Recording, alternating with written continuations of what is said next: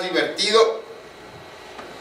Según la enseñanza del Nuevo Testamento, las pruebas nos llegan a todos. Todos tenemos que atravesar por un momento de prueba o por varios momentos de prueba. Nadie está exento de los tiempos difíciles. A nadie se nos dio un boleto libre de problemas al cielo. Pero hay una enseñanza aún más importante en la Biblia acerca de las pruebas. Y es que no importa tanto la naturaleza de la prueba como la forma en que nosotros respondemos a la prueba. Cuando estamos en medio de un problema, cualquiera que sea, generalmente pensamos que somos los únicos a los que les está pasando eso. Que nadie antes y nadie después va a sufrir lo que nosotros estamos sufriendo. Nos enfocamos en cada detalle de ese problema como si nuestro problema fuera lo más importante del mundo. Y no estoy subestimando las pruebas. Es lógico que en el momento parezca que no hay nada más importante que lo que estamos sufriendo. Pero eso no es verdad. La verdad es que Dios está más interesado en cómo respondamos a la prueba que en la prueba misma. ¿Por qué? Bueno, porque ya sea que hayamos influido o no en las cosas malas que nos suceden, una vez que las cosas malas se presentan, ya están ahí. No tenemos ningún control sobre ellas. Pero sí podemos controlar nuestra respuesta a ellas. Podemos responder en fe o podemos responder en incredulidad. Podemos responder en humildad o podemos responder en arrogancia. Podemos responder en mansedumbre o podemos responder, en furia. Podemos responder en esperanza o podemos responder en desesperación. Miren, disculpen, me voy a estar refiriendo a mi persona y les pido desde ahora, les ofrezco desde ahora una disculpa. Y la razón es que uno habla de lo que uno conoce. Entonces yo espero que me disculpen y que esto sirva para ilustrar lo que estamos diciendo. El primer día que me trasladaron a mí del área de enfermería a la población en general cuando estuve en prisión, fue un día de mucho temor para mí. Me habían llenado la cabeza de lo que pasaba en la gente cuando uno pasaba ya a la población.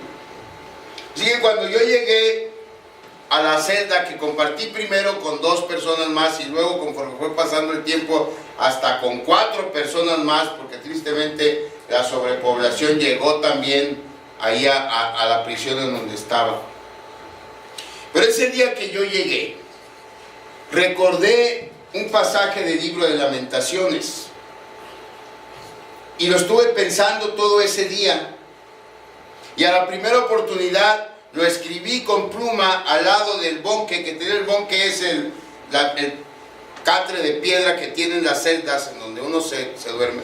Entonces ahí lo escribí yo, porque no quería que se me olvidara y quería estar siempre consciente de ello.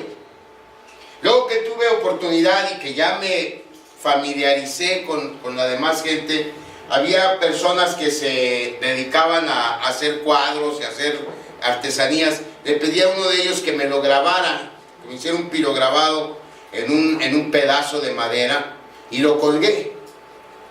Y ese texto estuvo ahí todo el tiempo conmigo, acompañándome. El texto es el de Lamentaciones 3:26.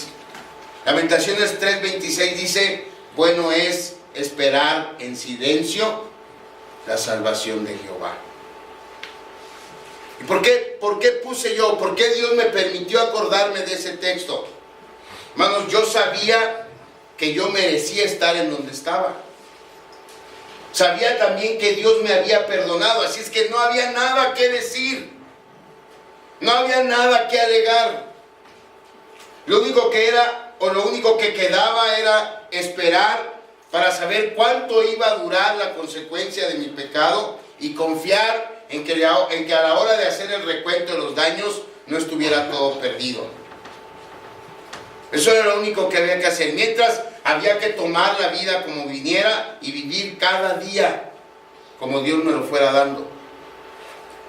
No servía de nada quejarme, ni buscar pretextos, ni justificaciones. Ya estaba ahí. Y yo me había buscado estar ahí, entonces mejor me callé y esperé a que el Señor dijera hasta aquí. 3 años y meses después pude descolgar el texto de la pared y llevármelo conmigo. Mucho tiempo estuvo aquí en esta casa, porque fue la primera casa en donde yo viví después de que salí. Y después, entre tantas alcambederas, ya no supe dónde quedó, pero en el tiempo en que yo lo necesité, esa fue una bendición por parte de Dios. Y lo que le quiero decir, hermano, es que si nos enfocamos en los problemas, pasa lo que dice Pablo en Tesalonicenses: nos paralizamos y perdemos el equilibrio. Pero si nos enfocamos en Dios, en que por su gracia Él nos perdonó, en la realidad de que somos hijos de Dios, de que Cristo murió por nuestro pecado, cualquiera que haya sido nuestro pecado, entonces, aún en los peores momentos, podemos encontrar el gozo de ser hijos de Dios. Amén. En segundo lugar, nuestras pruebas han sido programadas por Dios. Mire que dice otra vez el versículo 3. A fin de que nadie se inquiete por estas tribulaciones, dice Pablo. Eso ya lo vimos. Ahora fíjense lo que dice la segunda parte. Porque vosotros mismos sabéis que para esto estamos puestos. Y esto es algo muy fuerte de decir. Porque, por ejemplo, en mi caso, se podría usar de pretexto o de justificación. Es decir, bueno, yo pequé, pues porque ya ese era mi destino, ya Dios lo tenía programado para mí, ¿no? Y no es así. Yo pequé porque a la hora de la hora me falló mi ética cristiana, esa es la razón. Y en casos distintos, porque no todos afrontamos el tiempo difícil de la misma manera, alguien pudiera decir que Dios está ensañando con ella o con él. Y eso no es lo que este versículo enseña. Lo que Pablo está diciendo aquí es que nada pasa por casualidad. En la vida de un cristiano nunca hay accidentes. La providencia de nuestro Dios utiliza todo lo que sucede en la vida de sus hijos, de ustedes y mía, incluso nuestras peores circunstancias, para cumplir su propósito bueno para nosotros. Usando las palabras de un escritor cristiano llamado Ray Sock, para un hijo de Dios no hay accidentes, hay incidentes. Es decir, todo ha sido programado por Dios para nuestro bien y para su gloria, sea que Él lo haya causado o sea que Él lo haya permitido. No todo lo causa Dios, pero sí todo lo permite Dios. Y lo que Dios permite en la vida de un hijo, lo que sea, siempre está programado dentro de su plan para nuestro bien. Eso nos lleva a la tercera realidad de las pruebas. Las pruebas son necesarias. Versículo 4. Porque también estando con vosotros, os predecíamos que íbamos a pasar tribulaciones, como ha acontecido y sabéis. Alguien puede ver esta actitud de Pablo como una actitud pesimista, pero creo que estamos de acuerdo que es preferible estar preparados para los problemas mientras vivamos en un mundo que, como dije, por naturaleza es problemático. Si vivimos en un mundo que está lleno de problemas, es obvio que los problemas nos van a alcanzar tarde o temprano. Entonces es mejor estar preparado para eso que cerrar nuestros ojos a la realidad y pensar ilusoriamente que en nuestro camino vamos a encontrar solo rosas. Y fíjense, aunque fuera así, aunque en el camino nada más hubiera rosas, pues las rosas tienen espinas, ¿no? Hay una cumbia que dice así, no lo voy a cantar, pero tiene espinas el rosal, ¿no? Bueno, entonces las rosas tienen espinas, aún si usted dice, no, es que mi camino está, pues no se alegre tanto porque tiene espinas el rosal. En Romanos 5, 3 y 4 nos habla el apóstol Pablo también de que mientras más pronto asimilemos la realidad de que tarde o temprano los problemas van a llegar a nuestra vida, más felices vamos a ser. Miren, Romanos 5, 3 y 4.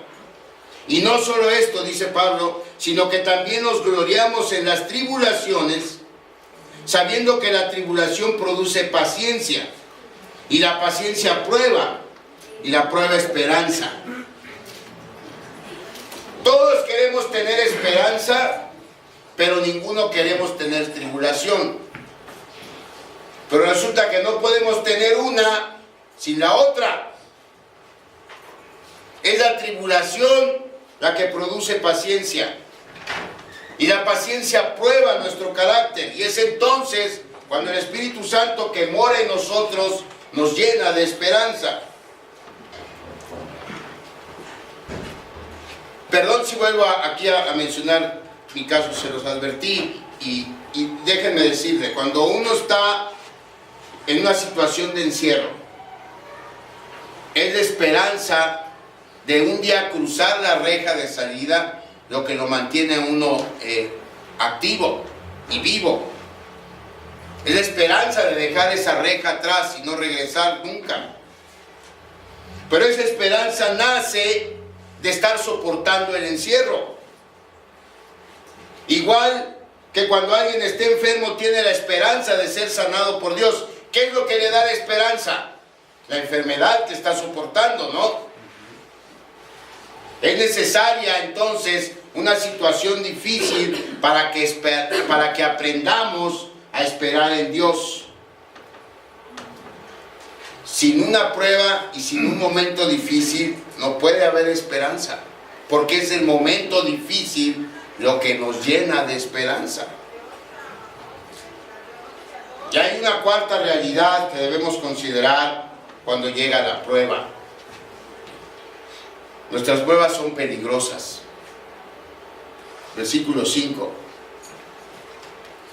Por lo cual también yo, no pudiendo soportar más, envié para informarme de vuestra fe, no sea que os hubiese tentado el tentador y que nuestro trabajo resultase en vano. Durante nuestras pruebas y nuestras tribulaciones,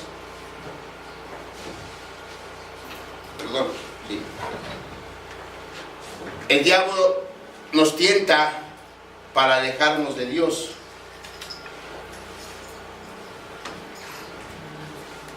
Pablo estaba consciente de esa realidad, de esa posibilidad, y de ahí su preocupación por los creyentes de esta joven iglesia en Tesalónica.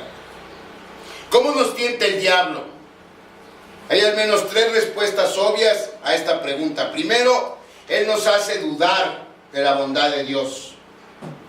En segundo lugar, nos hace querer arremeter contra otros y descargar nuestra furia y nuestro resentimiento en ellos. Y por último, nos hace querer rendirnos ante la desesperación y el desánimo. Todo esto junto nos lleva a la posibilidad de renunciar de una vez por todas a nuestra fe en Dios. Ese era el temor de Pablo, que ante la presión que estaban sufriendo los hermanos tesalonicenses se fueran a rendir y a renunciar a su fe. Y es que los tiempos difíciles nos desgastan y poco a poco vamos perdiendo el gozo que una vez tuvimos. Y la presión nos hace adoptar malos hábitos, actitudes equivocadas, y empezamos entonces a deslizarnos en la dirección equivocada.